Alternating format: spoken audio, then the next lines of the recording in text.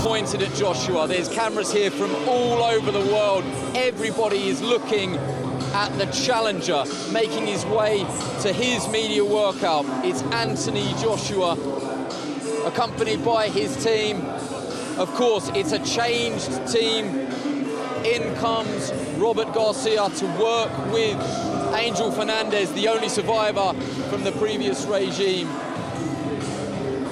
And Anthony Joshua said yesterday, I can't go back to London until I've got those belts. Well, he gets that opportunity in just a few days' time.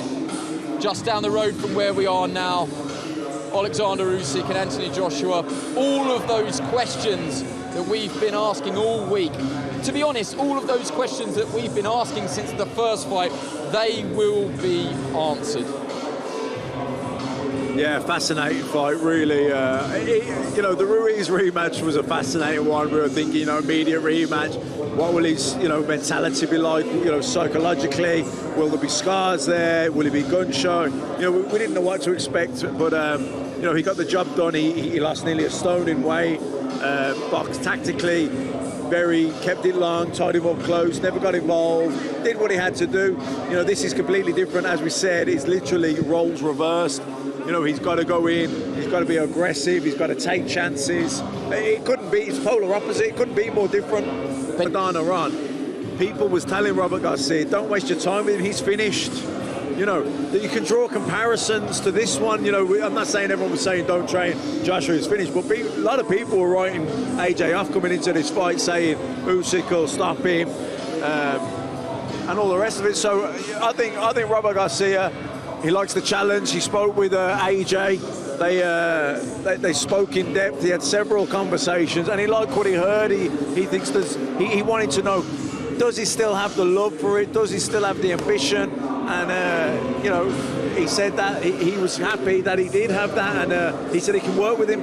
And you'd think by Anthony Joshua taking himself out of a comfort zone, and I'm not saying that living up in Sheffield away from his family was any sort of comfort zone, but he was a world-class elite amateur in the Sheffield setup, and he stayed there as a professional. He's decided to decamp to Loughborough and then to come out here weeks and weeks in advance.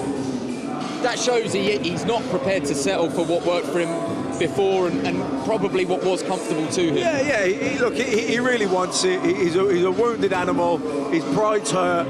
And he wants revenge, he wants redemption, and he still has ambitions. He wants to go on and still achieve more things in boxing. This isn't the end of the road for him, or he certainly doesn't want it to be the end of the road for him. If he did, he'd have just stuck to what he knew, stayed with what was familiar, stayed up in Sheffield, but he hasn't. He's gone out there, he's travelled around America, he spoke with several trainers. This wasn't a knee-jerk reaction. He interviewed, if the interview's the right word, lots of different guys for this gig, and you know, he sat down with Robert. He liked what Robert had to say to him. Robert liked what he had to say back to him. And they're both settled. They said it's gone really well. They're all on the same page. They're all singing from the same hymn sheet. And you know, I've got to be honest. Speaking with Robert Garcia earlier, I thought this was probably a 70-30 fight in favour of Usyk. You know, now having spoken to Robert Garcia, I'm starting to think it's 60-40, if not more. Just to address the dynamic here, the pad work is coming actually from Angel Fernandez. That shouldn't be too much of a surprise. He was retained from the previous camp, renowned as a brilliant pad man, and that may sound an insult to some people, because people say, oh, just a pad man. It sounds like an insult. Angel, a very good trainer of Richard Riakporhe and Kieran Malloy and other fighters in his own right, but Robert Garcia takes a step back here to observe.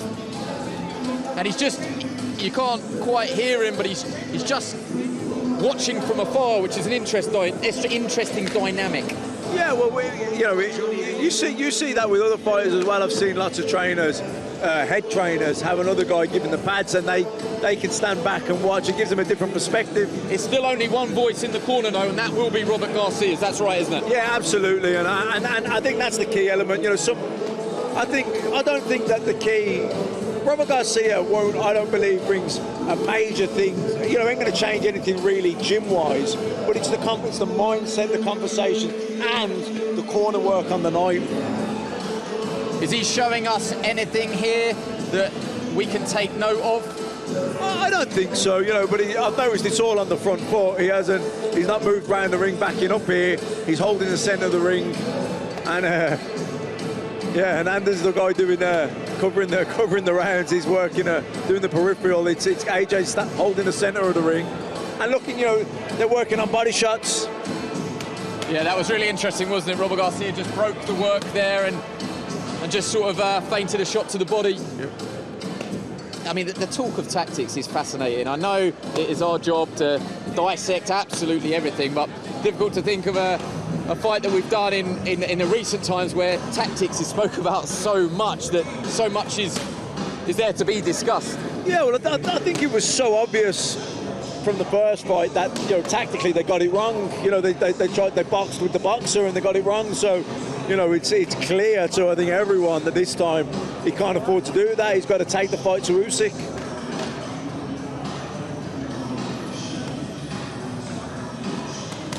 And there is barely any room to operate here. Every single camera lens in the room that was either doing interviews or live streaming is now tuned on this relatively small ring in the middle of the Saudi city here in Jeddah.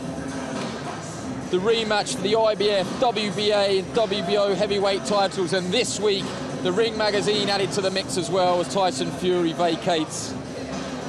The countdown on now. Just hours until everybody decamps just down the road to the King Abdullah Sports City Arena, Saturday night.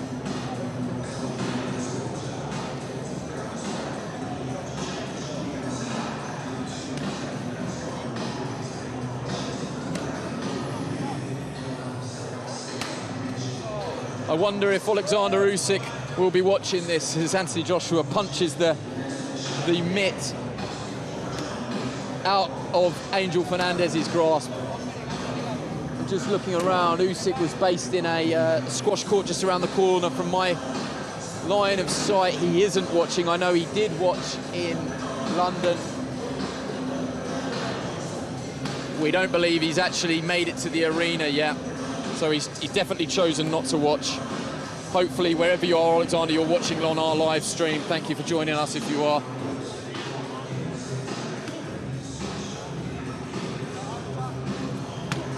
Joshua with the boots. He's got Roaring Lions on the outside, and on the instep of both boots, he has the Union Jack and the colours of the Nigerian flag with Hustle. And of course, his management company 258 branding on there.